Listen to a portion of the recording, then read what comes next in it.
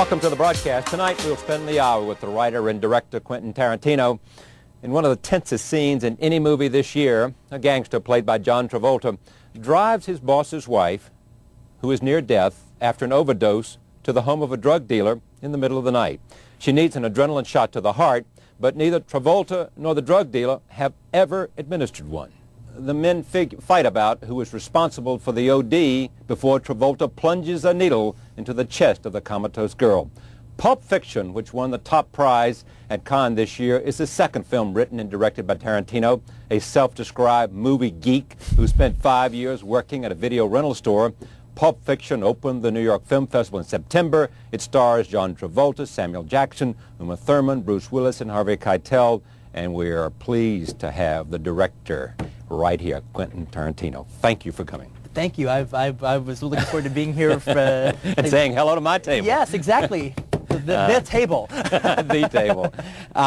Everybody, when they talk about you, get this sense of a young person, a kid, early on, falling in love with movies. Tell me about that. Well, that's totally true. I mean, the thing is that it's not as bizarre as people keep making it, or as special as people keep making it. Because, like, just remember back when you were in school and stuff, and even in elementary school, there's always, you always have kids that have like a natural inclination towards something. Yeah. All right, some kids is sports, some kids it's study, some kids is cars, some kids is drawing. There's always that kid in the back of the room, always like drawing, doing sketches. And with me, it was movies.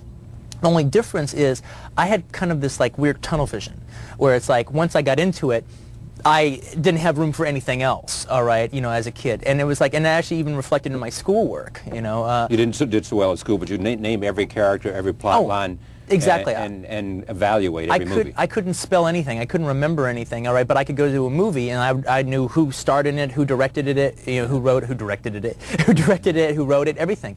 And it was also, but it's also funny. I've had something, and I guess I still have it to this day, that stopped me in school a little bit, quite a bit actually, where it's like anything that I'm not interested in, I can't even feign interest. I can't do just this little bit to just get by. So what I would do, like in school, for instance, I loved history.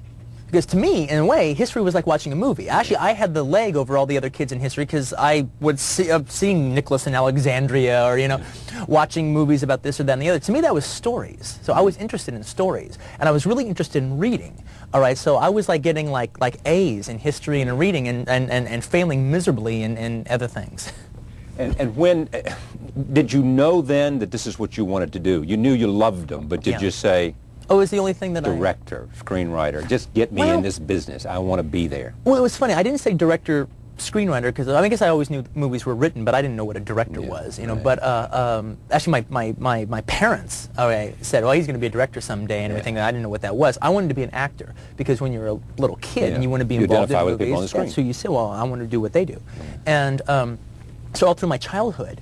All right, I thought, I'm going to be an actor, and I wanted to be an actor. And but oddly enough, though, I remember my mom tells stories, and I remember them. She doesn't have to remind me of them. Where I would see a movie, and I'd like it, and I used to play with G.I. Joes all the time. I had a whole bunch of G.I. Joes, those dolls, and I would always play movies. Basically, I would just kind of like do my version of whatever I saw, and then I would be acting out all the parts with all the G.I. Joes, and I would be kind of like directing these little plays just for myself with the G.I. Joes. And the same thing is I would, and I'd see some movie because I saw all kinds of stuff, not just Herbie Goes to Monte Carlo, but like all kinds of my mom took me to see Carnal Knowledge and The Wild Bunch and all these kind of movies when I was a kid. And so because you wanted to do it, because she... No, she just movie's a movie. There's nothing he's going to see in a movie that's going to mess him up. Right. Exactly. And it's and there are some kids that Is she still saying that? Yeah. Well, today she's very happy she did that. Yes. Yeah. But it's funny though, because it's I would I would act them out like I saw in the movie. So I'd have they go, oh, you dirty, and your mother, and be Quentin, what's going on up there? It's not me, Mom. It's them. It's the G.I. Joes. It's just the dialogue from the movie. What was your first job you got? first job I got, actually, actually I had some really seedy jobs for a little kid, because I wanted to quit school and become an actor when I was about 16, and my mom said, okay, if you're going to quit, you've got to get a job.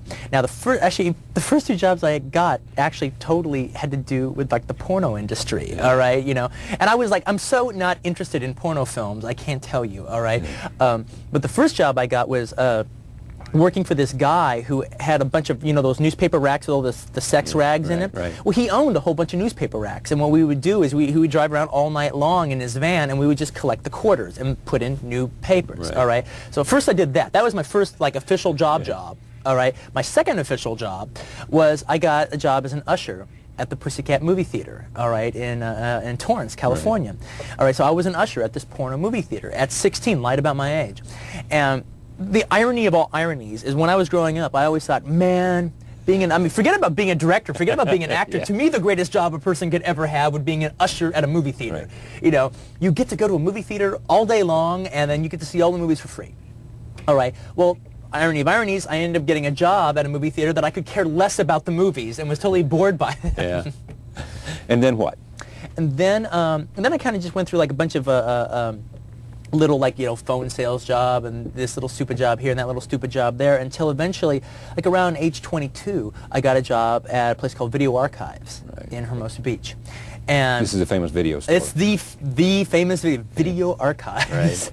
And what was funny about that job was the fact that, like, people said, oh, so that's kind of like your film school. Yeah. Well, that's what they're saying now. That's exactly what they're saying. And this becomes so there are a whole bunch of kids who want to be you are rushing to video stores to get a job. Yeah, now I don't know if it's that much of a film school. A friend of mine, Roger Avery, who I just produced a film that he directed called Killing Zoe, he's been putting out this theory, and the press has been eating it up like it was pudding, all right, you know, and I don't think he believes in it in 2 seconds, and I don't even believe in it that much, all right.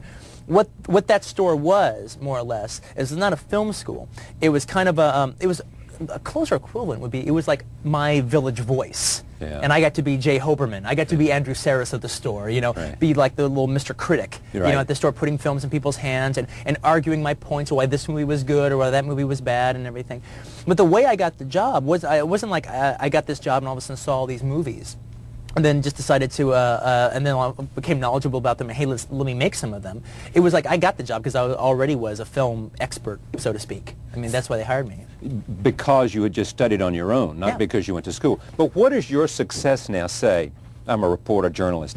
I mean, there's always this argument, people come to me, should I go to journalism school? What do you say to those people who are getting ready to go to the University of Southern California or UCLA or NYU Film School, and they look at you and there's no school there. You were, as they say, quote, self-taught. There was a passion to learn, a passion to watch, you know. It came out of you early on falling in love with film. Well, that's the most important thing that I think. To love the business. You have to. You have to. You know, there's nothing else. You don't know what you'd do if you weren't in film. No, I never set up a situation. I never set up a fallback situation because I didn't want to fall back. You know, I wanted to have to keep eating at it. You know, and actually, that leads me to a point. Let me say this point and then get back to your question. Okay, if there's one thing that I've done that I'm like the proudest of everything, all right, is the fact that. People talk about, wow, you've had such success and it's just been so overnight and whatever.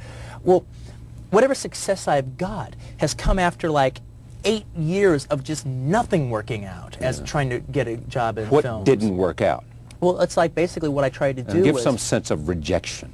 Well, what happened basically was I had tried to make a film, it's at around 22, 23, I said, well, you know what, I'm going to make a film. Yeah, I'm ready. Right? And I'm going to make, you know, I had actually met a few different directors by saying I was going to write a book and wanted to interview them, all right? And so I ended up like talking to them, and they all said that they had made their first films by the time they were 30, or around 30 years old is when they made their first film. So I thought, well, okay, well, I'm going to beat that. I'm going to make my first film at the time I'm 26. And that was my thing, all right, 26. So I started making this movie. I came up with the idea for a short film that I was going to shoot. I was going to shoot it on Super 8, then I ended up getting somebody's 16mm camera. I was going to shoot it that way. And then I shot on it for like about a couple of weekends. I thought, well, hell, film's kind of cheap and everything like that. Why don't I just shoot it like a feature? And this was before She's Gotta Have It, all right? It was like after Stranger Than Paradise, but before She's Gotta Have It. And so I just started shooting it that way. And I'm like, well, I'm going to make a feature. I'm going to make a 16mm feature, black and white, and it'll be cool. So I ended up working for like 3 years on this movie.